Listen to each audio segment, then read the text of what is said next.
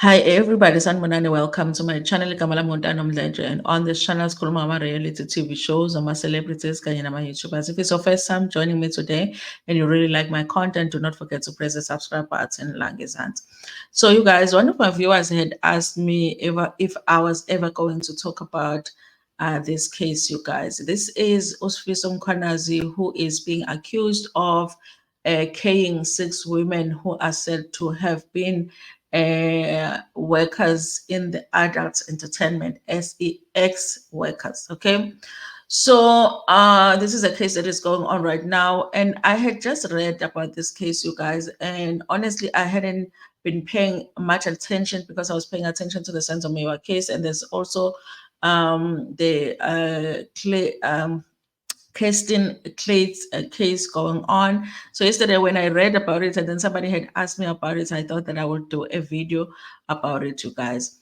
I think the shocker with this case is how young this man that is being accused of this serious crime is, and what he is bringing up as the thing that led him to where he is today, because he says it's because of the experience that he had with a sex worker at an age of 18. I wasn't even thinking that, boys at 18 are having experiences with sex workers. I just wasn't thinking about it, you guys. So we're going to read this article that explains what's happening with this case, you guys. And there's also another sex worker that is saying, listen, she was almost a victim of this very same guy, you guys. If he is found guilty of this, you guys, he would be a serial killer, because in total he's being accused of killing 6 sex workers. Okay. So it says here, you guys, sex worker took advantage of me at the age of 18, says Sfiso Mkwanazi, who is accused of killing 6 women. This is a story by Usnazo Noto, writing for a drum. Okay. So it says here the 21-year-old appears in court in a fresh haircut, a branded sweater, and a pair of jeans. Tears poured down his usually emotionless face. This is the thing, you guys, because he says that his first experience with a sex worker was at 18 years old. Now he's 21, being accused of killing 6 women. So in a space of what, 3 years, he killed 6 women. That is a lot, you guys. Okay. The court is ready to hear his admission, but it's not quite that simple. He pleads not guilty to all the gruesome charges he faces. Remember that there were reports at some point that he had admitted to his father that he did take the lives of these women, but now he is pleading not guilty. Meda accused Sfiso Mkwanazi, who was arrested in 2022 after 6 bodies were identified as sex workers, appears in the High Court of Johannesburg, sitting at the Palm Ridge Magistrate Court in front of a Judge Kasim Musa on Friday, the 2nd of February 2024. He is facing 7 counts of RAPE, 6 counts of and then robbery with aggravating circumstances, 6 of defeating or obstructing the administration of justice, unlawful possession of a firearm, unlawful possession of ammunition. Sfiso admitted to fetching the SEX workers at their place of work, taking them to a place where he gets their service and thereafter killing them. He says that the M was not premeditated. However, it was instinctive because he thought history was repeating itself and thought he would eliminate the problem. Remember, he is saying that there's an experience that he had with the sex worker at 18. And so even now with the other women, he never thought that he was going to pay them. He just thought that he was going to get their service. But then after that, he would be prompted to take their lives, I guess, because of that experience that he had. When he was 18 years old, Sfiso once booked a sex worker. He alleges that they had an agreement with the said worker until he was supposed to pay the amount they agreed on. The sex worker allegedly changed their mind and demanded more money. Okay.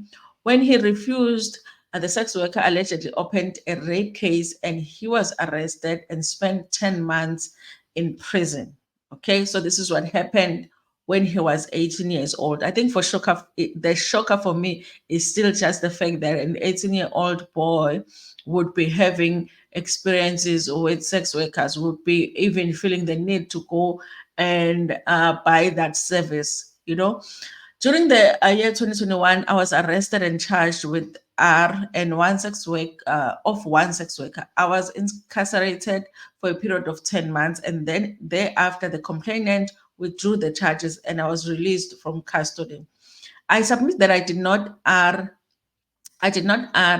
the said complainant, but we had an agreement that I would pay her if she would have the intercourse with me. After the encounter, I paid her as per our agreement. However, she demanded that I pay her more money than what we had agreed to. When I refused to pay her money, she falsely accused me of R.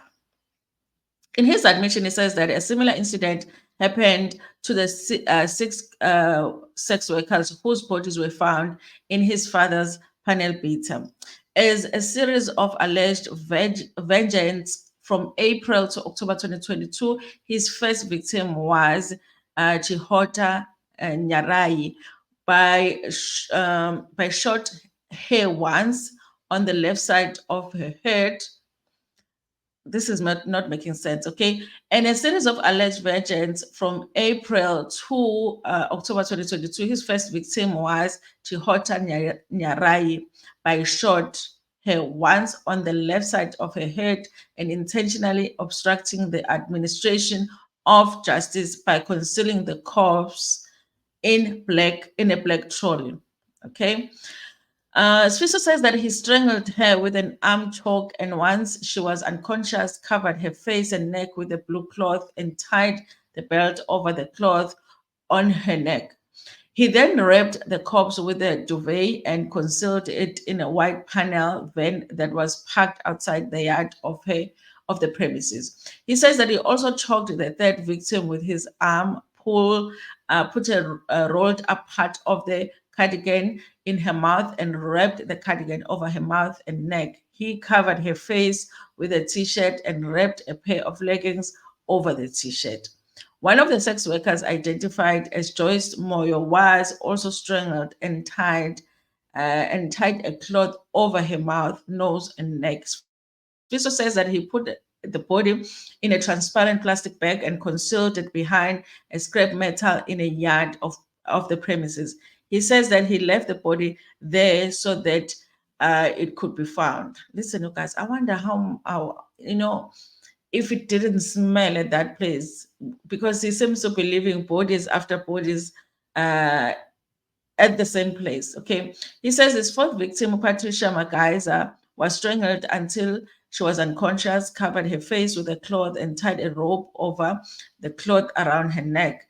He then put her body in a drum full of old oil located in the panel beating workshop to conceal her body. When the body did not completely fit in the drum, and removed the body from the drum and left it in the yard. He was trying to put her in a drum, she did not fit, and then removed him. He carried the unnamed sex worker along the way as well and said that all the sex workers demanded that he give them more money. He pleaded not guilty on all counts. He is expected to come back on Monday when the state will call its witness. The matter is postponed until the 5th of Feb. Remember, this article was written after his appearance on the 2nd of Feb, you guys, okay? So that is the story. That is how he killed these women. I don't even know, you guys, if the story of him getting arrested for that 10 months is true, because he is saying after his first experience with a sex worker, he was arrested because a sex worker falsely accused him of an R. Now he is saying that is the reason he killed the other women, because after getting the service, he will be thinking that they will do the same thing that the other woman did, which was accuse him of an R, because they also demanded more money after the service. Okay. I don't know, guys. It's hard for me to believe that every single one of the sex workers, after they had rendered the service to him, they demanded more money from him the exact same way that the first woman did, when we don't even know that the first woman did demand more money. Did he even have the money to pay them, or was the plan to pay them valiantly from the beginning? Okay. So now, you guys, there's another sex worker that says that it could have been her that was killed by Sfiso Mkwanazi. This is an old article that was written right after Sfiso was found out, okay, after he was arrested the first time. Okay, so and this article is also written by Usnaz on Not. So it says it could have been me. Sex worker reveals alleged encounter with the accused Sfiso Mkwanazi. It says, when I saw his face for the first time in court, she was shocked, not because he looked young, but because just a few weeks before he had approached her and offered her money that she'd ever seen for a job, more money than she'd ever seen for a job. This is very important, you guys, because remember, he is saying he would approach a sex worker and then they will make a deal and then they will go and do whatever it is that they agreed upon, and then the sex worker will demand more money. But this person that got away is actually saying he would be the one that would be offering more money than usual to do the job. So maybe it's possible that he would offer more money, and then after they do the job, he wouldn't want to pay them and decide that he's going to take their lives. But something about him just didn't sit right with her. So she turned down the job. The sex worker Nomalanga Smanda believed that she was almost a victim of the suspects. This is after 6 women were found dead in a panel beating business. Sfiso Mkwanazi has been arrested and is facing the M charge. The case has been postponed while DNA investigations continue. Nomalanga says that she's no longer hiding behind a mask as she follows the case after seeing how many organizations have pledged their support to sex workers. I came to court without hiding my face, and no one treated me like I am a sex worker. It feels great to show my face and be amongst women who are showing us support while we fight the visibility of sex workers and the justice for those who lost their lives in the hands of this monster and other men out there who treat sex workers like animals. She says it was a slow day when she had an encounter with Sfiso. That day she only wanted money for airtime to get data for her clients who normally contact her later in the day. She only wanted 50 rand, and he offered her a lot more. Guys, there is a service that sex workers offer for just 50 rand. These prices always just shock me, you guys, because I always imagine that they charge more money, but every time I hear some of the prices, I'm just shocked by it.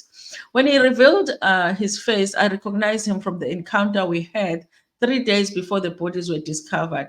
I was in the courtroom. I had hidden my face at the time, and my heart beat so fast. I cried and prayed because it could have been me. The last day he picked up on the day I refused to go with him. I knew her and I used to talk to her. The last lady, okay, I think that's what it's supposed to be. The last lady he picked up on the day I refused to go with him, I knew her and I used to work with her. I decided to also remove my face mask because I do not want to give this coward some power, she says. She says that 3 days before his arrest, he came to one of Nomalanga's territories. He called her over, and when she approached, they started talking. It was when they had a conversation about money that she got a bit suspicious. I look at the client, and I can tell that I can tell when they used to getting service from us or not. He arrived here. It was in the morning, and he asked how much I want. I told him I only want 50 rand, but he offered me 1,000 rands. I asked him why so much money when I am only asking for 50 rand. Is there a specific body feature that impressed him that much? Am I thick enough? He couldn't answer me, so I left him there. Since she started working in the streets in 2019, it was the first time a client offered more money than was required. That is strange, okay? Because I'm sure they're always trying to negotiate to pay less than the workers are wanting, okay? Once she refused, she went and talked to the sex worker about him, to other sex workers about him. I told the other girls And what that is when they told me about a guy who does that, and because most girls need money, they take the offer, and sadly they never come back. But also I just didn't think that he had the 1,000 rand to give to a sex worker. She says that they are a lot more cautious now after the discovery of the six bodies. We are starting to take note of the cars that pick up some of the girls, and we are getting to a point where we want to have a way to protect ourselves. We are not working well, our colleagues are dying, our clients use cars, and now we are scared to just get in a car, and we don't trust if the client want a service or if they are here to collect their next victim. I am back at work, but the progress of the case and a lot of postponements have given some of us anxiety.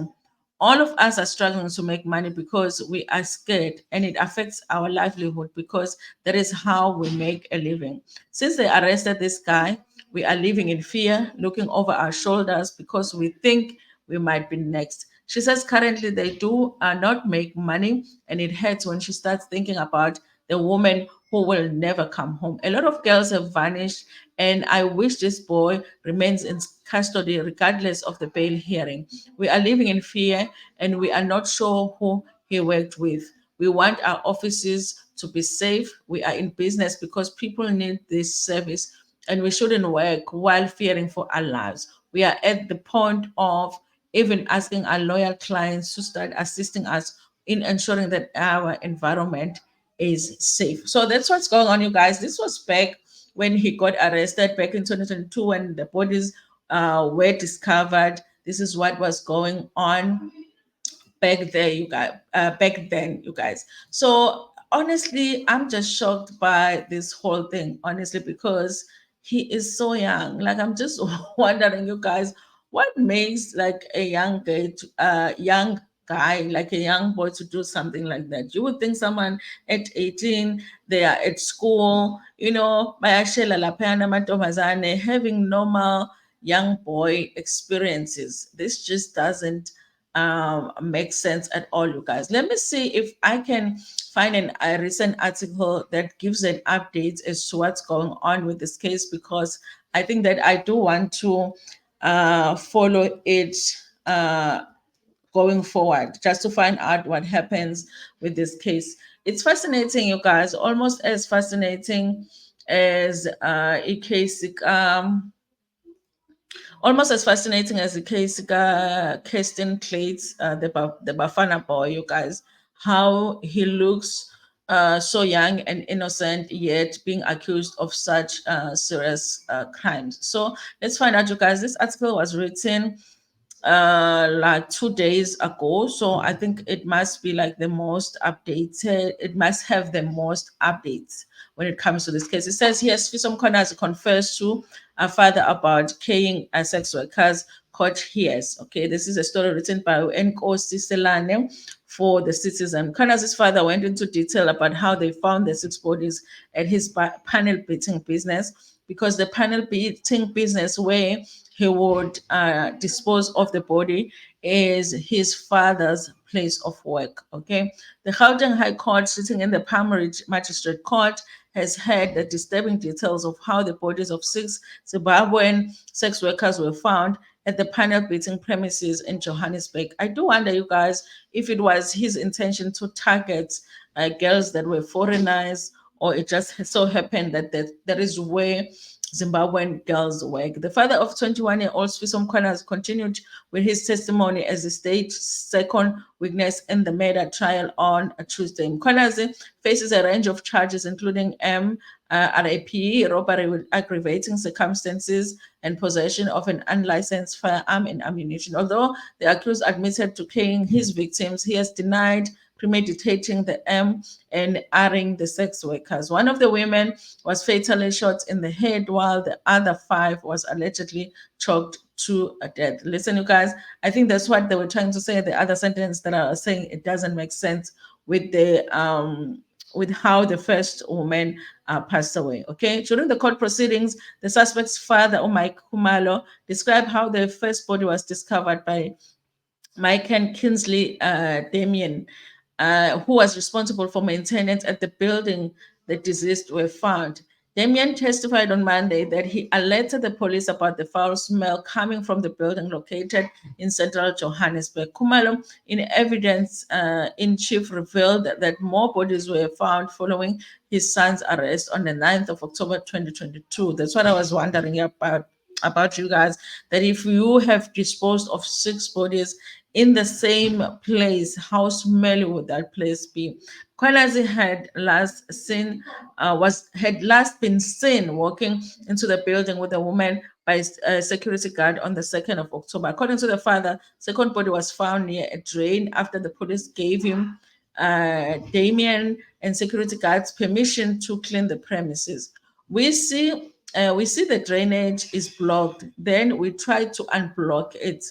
While we were busy unblocking that hole on the other side of the drainage, there is a box like a chimney that's quite bigger. It was down there. On that box, we saw some flies flying around. Others are dead. Then we went to inspect what was happening. On that side of the chimney, it's got like a square where we look in there. We saw that there is a body, but we couldn't see because the body was decaying. We couldn't see the body of a human being. Following the discovery of the second body, Kumalo said a police officer was alerted. He said, "Let me call the forensic people back." The witness continued. They then searched the entire premises to see if there were more bodies. It was at this point that one of the security guards noticed at the third body under some plastic near the dustbin. I was still on this box chimney. Then I realized that the dustbin was one of the 3 dustbins missing in the workshop. On his way to investigate the dustbin, he saw white plastic.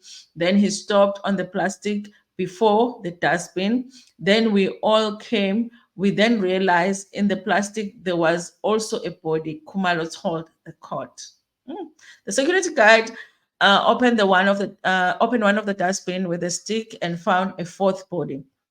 Kumalo further revealed that they noticed a scrap vehicle where the fifth body was found. Looking inside the van, they noticed a lot of dead flies on the driver's side, but there was nothing there. When they tried to look in the back of a van, they realized it was locked. Kumalo said that they had to unlock the door with a hammer and chisel.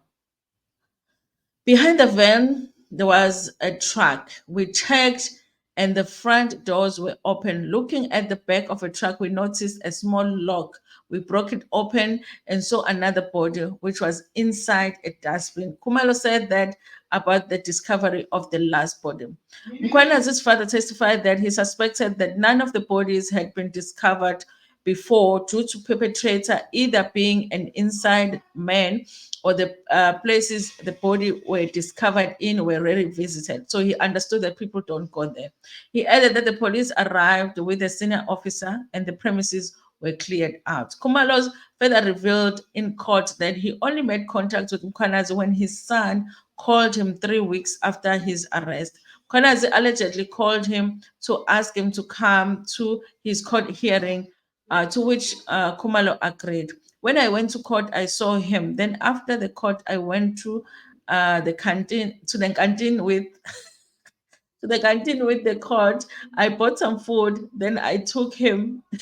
Umaro said, "Sorry guys, I'm reading rubbish here." Upon taking the food to Mkwanazi, they had a conversation with Mkwanazi, where Mkwanazi confessed to his crime. Upon the food, in the Blavan, how do they write? Upon the food, Mkwanazi, they had a conversation which Mkwanazi confessed to the crime. So they got him lunch and he confessed. I asked him what happened. Kumalo said, State Prosecutor Advocate Mashabela subsequently asked the court for Kumalo's testimony to be admitted as evidence. The conversation that the father had with the accused mounted to a confession, and my submission is that the confession was made to a private person. Earlier, the court had ruled that a trial within a trial would take place in order to determine the admissibility of Mkwanazi's alleged confession into the main trial. The trial will continue on Wednesday. I mean, obviously, the father is not going to lie and say that his son confessed to a crime if he did not confess to a crime. This is an interesting one, you guys. I don't want to lie.